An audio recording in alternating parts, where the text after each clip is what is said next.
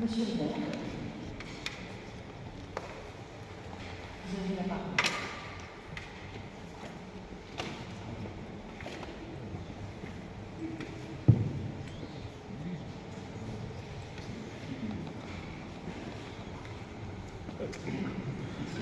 Monseigneur Le Bouche, archevêque de Lille, merci de nous faire l'honneur de votre présence. J'ajouterai, j'ai remarqué qu'on ne se quitte plus puisqu'on s'est déjà vu il y a 2 jours. Et je ne dirai pas dans quelles circonstances. Mesdames et messieurs, venus nombreux, je ne me rendais pas compte, là où j'étais assis, notre église était pleine. Permettez-moi de vous saluer, comme on dit, en vos titres et fonctions. Ça évite de redéfiler dans les 3 discours les représentants de tous les partenaires à l'origine de cette belle soirée. Je ne veux donc pas vous nommer toutes et tous individuellement,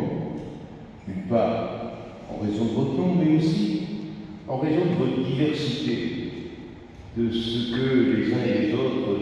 du paroissien jusqu'aux représentants d'une collectivité,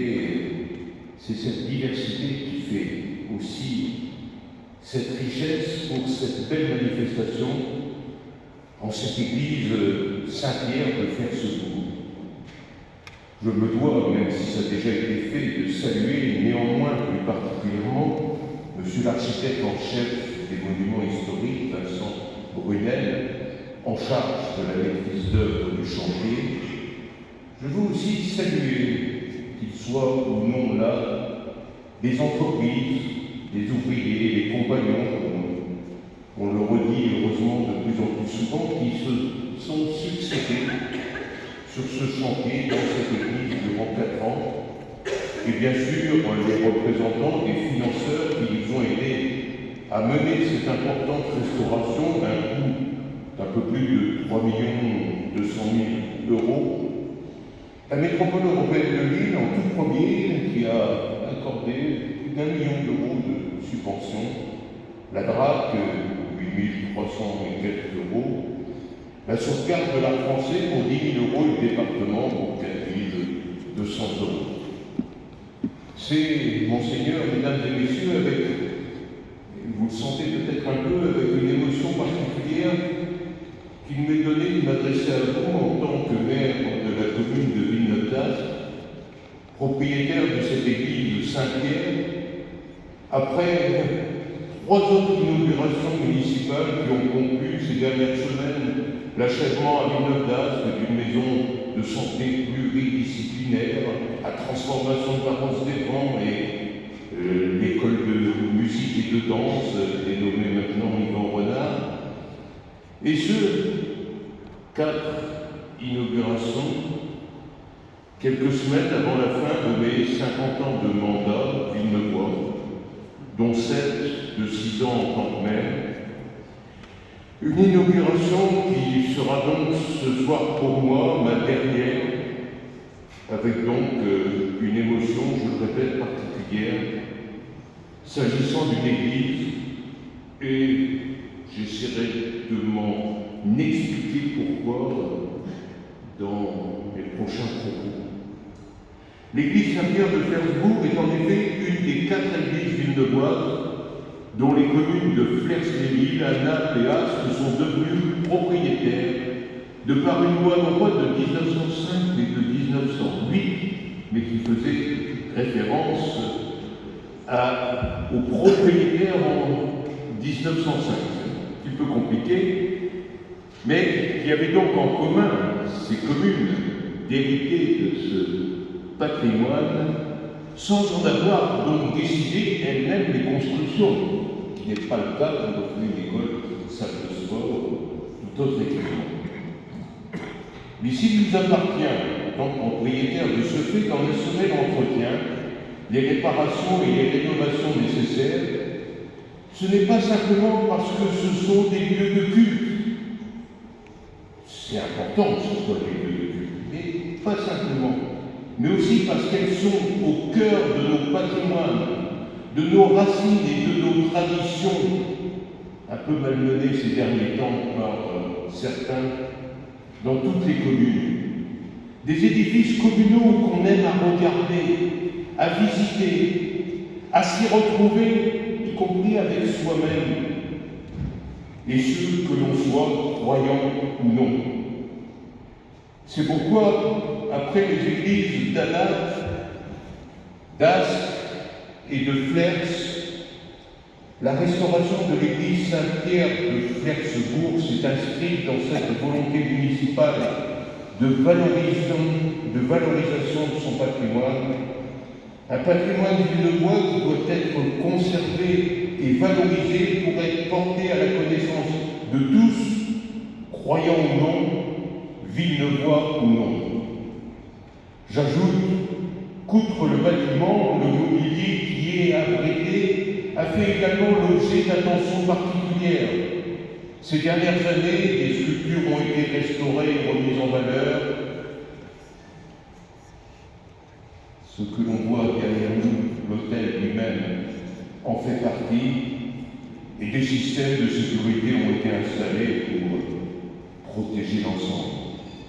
En dehors, en effet, de son usage cultuel,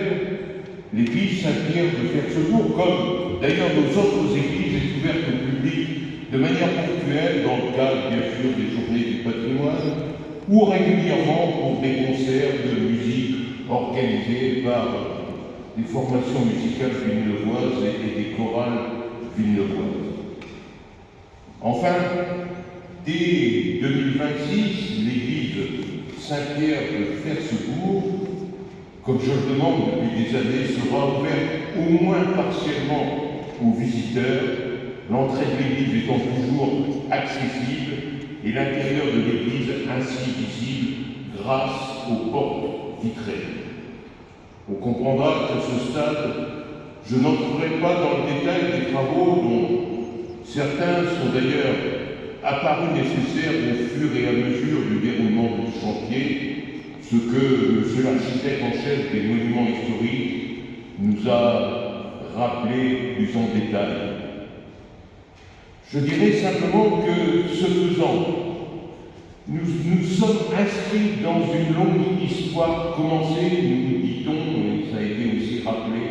en 1144, quand le pape Célestin a confirmé la possession des biens de l'église Saint-Pierre ainsi constituée de ce qu'on appelle, de ce que j'ai vu, un chevet plat,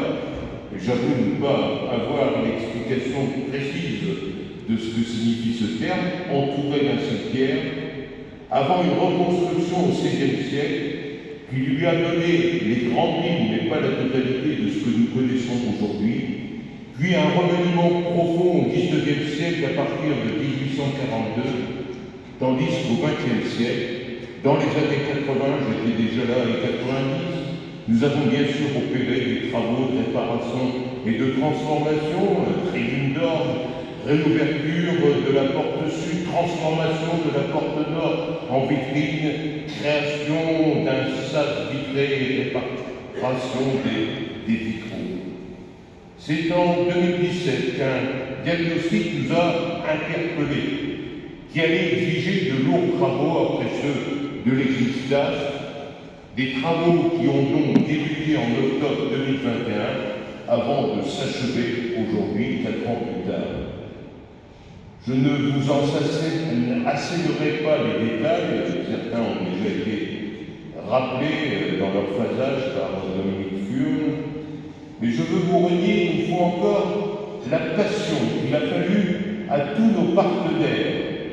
avec un mot particulier pour l'ensemble de nos services municipaux. Je ne peux pas commencer à citer des noms, mais dans un chantier pareil, si on veut tenir les délais, si on veut réussir à faire quelque chose, il faut véritablement que tout le monde s'y mette. Donc je ne les citerai pas, avec quand même une exception, en espérant que sa modestie ne la fasse pas rougir. Un mot particulier pour Mélanie Loss, chargée de conservation et de valorisation du patrimoine. Rassurez-vous, Monseigneur, mesdames, messieurs, je m'arrêterai là, même si vous vous en doutez, ou certains peuvent s'en douter. Je pourrais encore vous en parler durant des heures. Tant pour moi, en ces temps de tous les périls et de tous les doutes, la défense de nos valeurs et le rappel de nos racines me semblent vitaux pour notre avenir et pour l'avenir de nos enfants, avec quand même quelque chose à vous dire, encore une fois pour certains que j'aime à répéter, moi qui, en 50 ans, ai connu bien d'autres constructions et restaurations dans tous les domaines et dans tous les quartiers de la ville, dont la plupart d'ailleurs, beaucoup plus coûteuses que ce que nous avons fait là, de manière aussi magnifique. Quand on intervient, je cite ma propre pensée, quand on intervient sur une église, on ressent, et je ressens, ce que devaient ressentir les bâtisseurs de cathédrales, dont la plupart ne connaissaient ni le début, ni la fin des travaux d'édification. En effet, si nous avons hérité d'églises qui avaient été érigées par d'autres que nous, bien avant nous, et si le futur de ces églises ne nous sera pas non plus connu, on a la conviction, et j'ai personnellement la conviction, que s'il n'y avait pas eu les importants travaux qu'on y fait, ce qu'on a fait ici, son avenir se serait sans doute arrêté dans quelques décennies. Monseigneur, mesdames, messieurs, merci donc d'avoir eu la patience de m'écouter et merci d'avoir partagé avec moi ce moment intense d'émotion